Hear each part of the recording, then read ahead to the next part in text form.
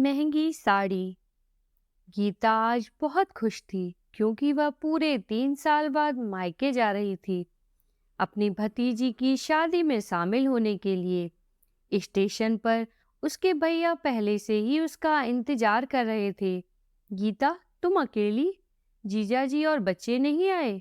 गीता को देखते ही उसके भैया ने उससे पूछा। भैया, वो उन्हें कुछ जरूरी काम है और बच्चों के परीक्षा चल रही हैं, इसलिए मेरे साथ पहले से नहीं आ पाए, लेकिन वह सब यहाँ शादी के दिन आ जाएंगे। गीता घर पहुंची तो नंदिनी भी बुआ को देखकर उनके गले लग गई। नंदिनी के गले लगते ही आज गीता की आंखें भीग आई थीं। तुझे मैंने अपने हाथों में झुलाया है, ऐसा लगता है जैसे कल की ही बात हो। और अब तू इतनी बड़ी हो गई है कि 5 दिन बाद तेरी शादी है। गीता ने अपने मन ही मन सोचते हुए नंदिनी की ना जाने कितनी बलाएं ले डाली तथा भैया ने कुसुम भाभी को आवाज दी।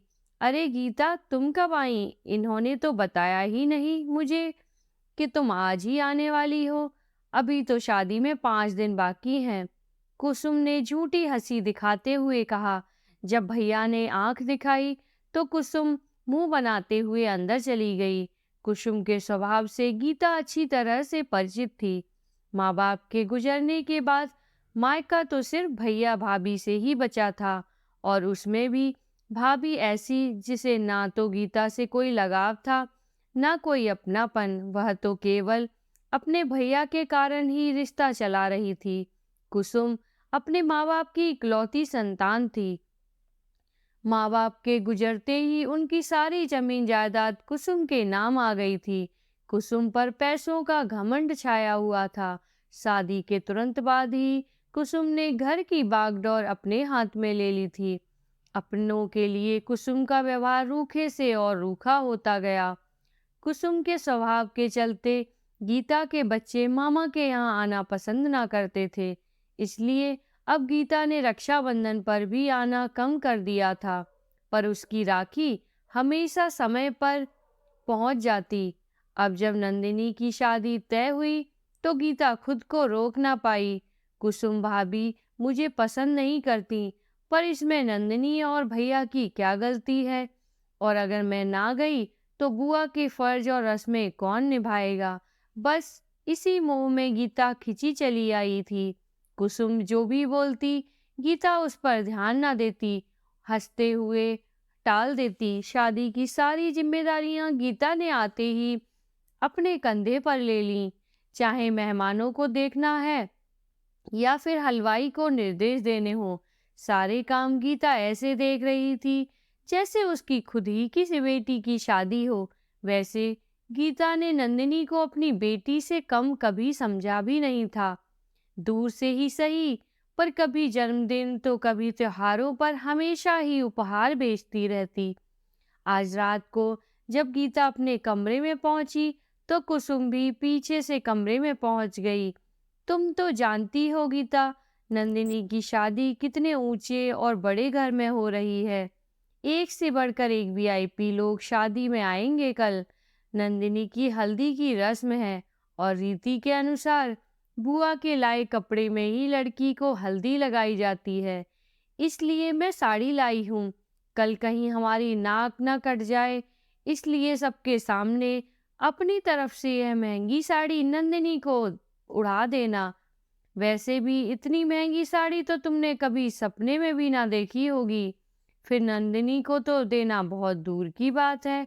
कुसुम ने गीता का जवाब सुने बिना ही साड़ी उसके हाथों में देते हुए वहां से चली गई।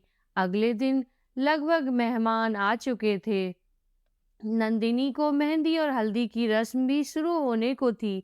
सभी बुआ का इंतजार कर रहे थे कि दुल्हन की बुआ कैसी और कितनी महंगी साड़ी लाई है। तभी गीता ने आकर सभी को चौंका दिया। गीता ने एक से बढ़कर एक 5 साड़ियां नंदिनी को उड़ा दी। हर साड़ी अलग डिजाइन और रंग की थी। सभी औरतें देखती ही रह गईं। अरे वाह गीता, वैसे तो बुआ एक ही साड़ी लाती है, पर तुमने तो 5-5 साड़ियां दुल्हन को उड़ा दी, वह भी एक से बढ़कर एक। देखने में भी बहुत महंगी लगती हैं। बहुत किस्मत वाली है कुसुम, जो इतनी अच्छी ननद मिली, वरना आजकल नंदें तो सिर्फ मायके से लेना ही जानती हैं। कुसुम की एक दोस्त ने कहा, इन सब की क्या जरूरत थी बुआ? नंदिनी ने बुआ को गले लगाते हुए कहा, तेरी बुआ पैसों से गरीब जरूर है, पर दिल से नहीं। मेरा बस चलता तो ना जाने क्या क्या तुझ पर न्यौछावर कर देती। यह सब तो कुछ भी नहीं है। गीता ने रागिनी का माथा चूमते हुए कहा। कुसुम पास खड़ी चुपचाप देख रही थी। उसे मन ही मन अब आत्मग्लानि महसूस हो चली। गीता की लाई सस्ती और साधारण सी साड़ी से कहीं मेरी नाक न कट जाए, इस डर से मैंने गीता को कल बहुत शर्मिंदा किया। पर आज गीता ने न केवल मेरी शान बढ़ा दी, बल्कि मेरी आंखें भी खोल दी। माफ करना भाभी, अगर यह साड़ी आप मुझे प्यार और अपना समझ कर देती, तो इसे आपका आशीर्वाद समझ नंदिनी को जरूर देती। पर आप देने में भी आपका ही स्वार्थ छिपा था, इसमें आपका अभिमान साफ झलक रहा था। इसलिए इसे मैंने अपना नाम देकर नंदिनी को उड़ाना ठीक न समझा। माना मेरी हैसियत आपके बराबर की नहीं, पर अपनी भतीजी के लिए इतना तो कर ही सकती थी। मेहमानों के जाने के बाद गीता ने कुसुम को साड़ी लौटाते हुए कहा, अच्छा चलती हूँ, वैसे भी बुआ की रस्म तो हो ही चुकी है। मेरे रुकने से कहीं आपकी शादी की चमक फीकी ना पड़ जाए। गीता ने कहा तो कुसुम गीता के पैरों में गिर गई। मुझे माफ कर दो गीता, आज मैं समझ चुकी हूँ कि अपनों के बीच दिखावे और रुपयों पैसों का कोई मोल नहीं। तुम्हारे बिना नंदिनी की शादी भला कैसे हो सकती है? गीता ने झट से कुसुम को गले लगा लिया। आज पहली बार ननद और भाभी के खेल खिलखिलाने की आवाज से भैया के चेहरे पर मुस्कान छाई थी। दोस्तों, आपको आज की कहानी कैसी लगी हमें कमेंट करके ज़रूर बताएं, और एक नई कहानी पढ़ने और सुनने के लिए चैनल को सब्सक्राइब जरूर करें। धन्यवाद।